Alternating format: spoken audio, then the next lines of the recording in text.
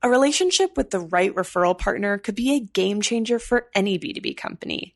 So what if you could reverse engineer these relationships at a moment's notice? Start a podcast, invite potential referral partners to be guests on your show, and grow your referral network faster than ever. Learn more at sweetfishmedia.com. You're listening to the B2B Growth Show, a podcast dedicated to helping B2B executives achieve explosive growth.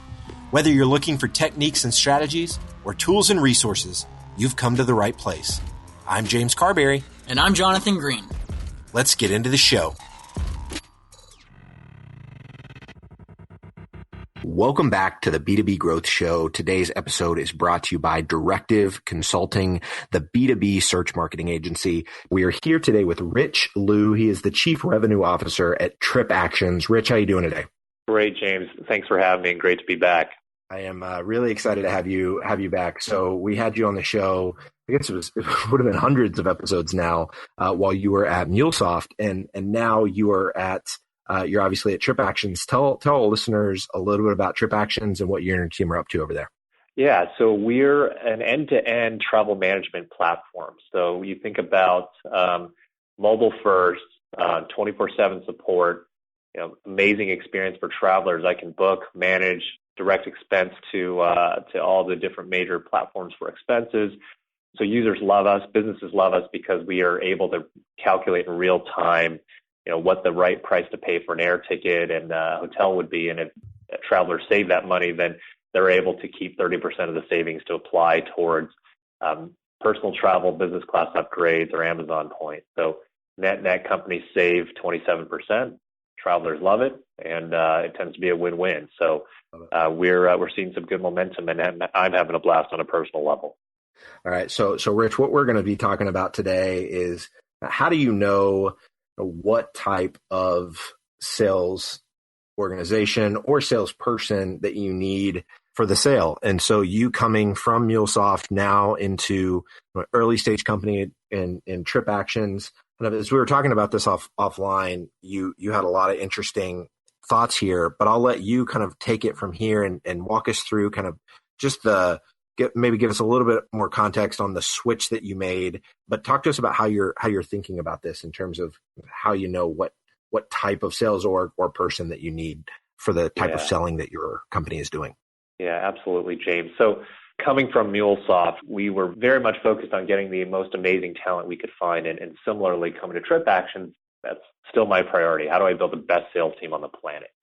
Now, the question itself is a little bit of a tricky one because it's not so much a black or white answer. There's no best salesperson, period, right? Yeah. It really depends on the type of sale we're in and what we're doing. So, if I make a comparison from MuleSoft to TripActions, one of the first things that came to mind is, where do we stand on the adoption curve? So, for example, if I took a Salesforce or Oracle or very, very high adoption type of customer, I could probably do really well hiring an amazing seller who can open up a bag and bring out some amazing solutions to cover the customer's needs. And MuleSoft on that adoption curve is heading that direction where it's not so much if you need integration, it's how you think about it and therefore how you buy it.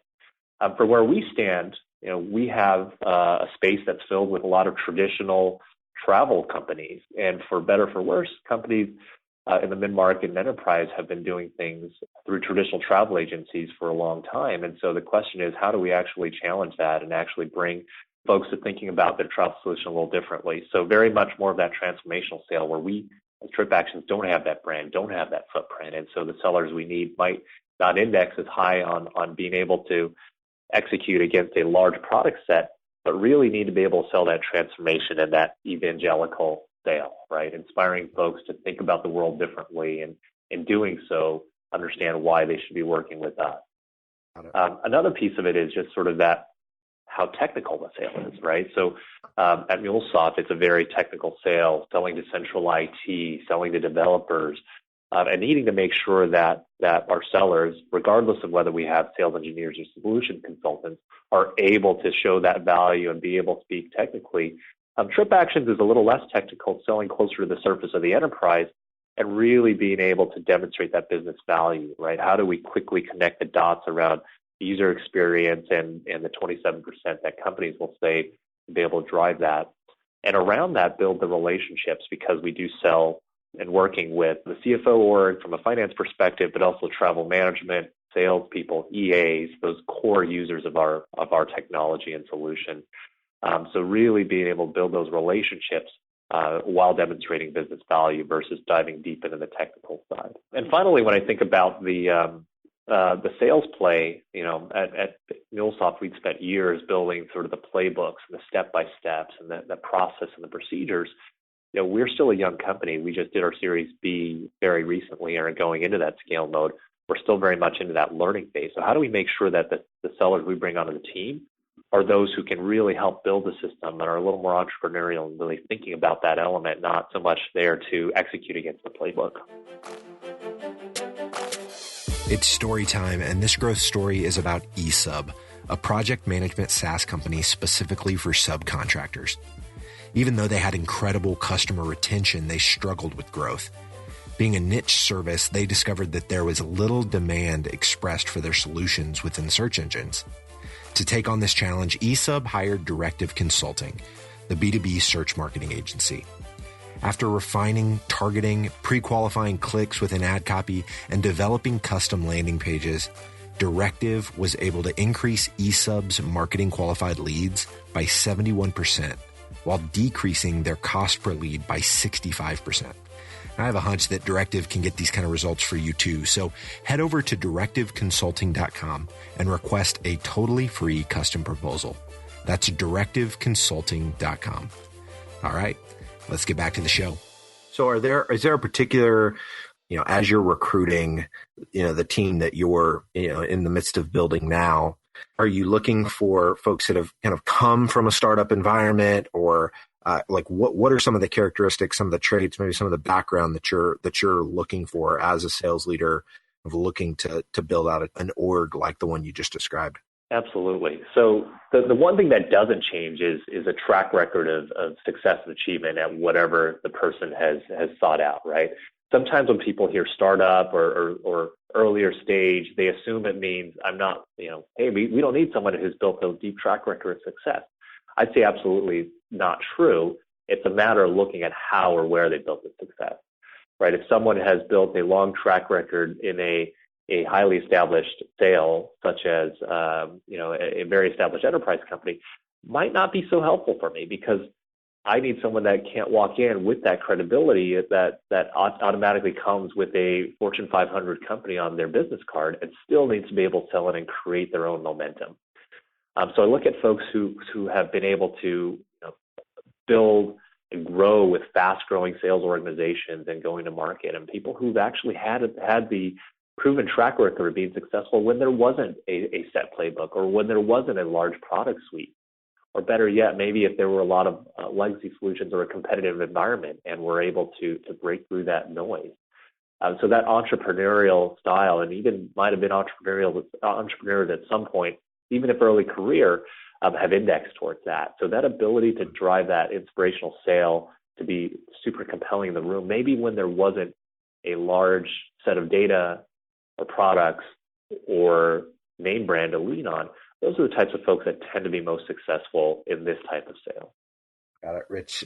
This has been fantastic. If somebody listening to this, they want to dig deeper into this, but pick your brain further, what's the best way for somebody to connect with you? Or if they want to learn more about TripActions, how can they do that as well?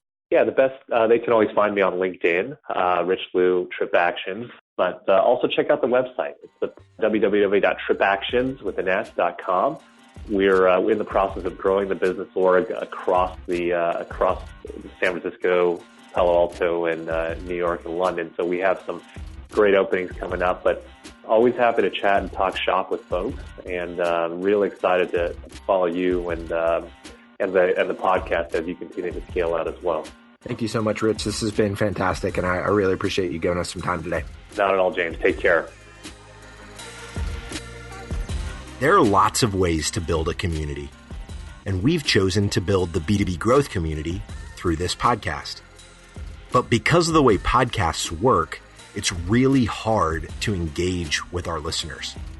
And without engagement, it's tough to build a great community. So here's what we've decided to do. We're organizing small dinners across the country with our listeners and guests. No sales pitches, no agenda, just great conversations with like-minded people. We'll talk business, we'll talk family, we'll talk goals and dreams. We'll build friendships.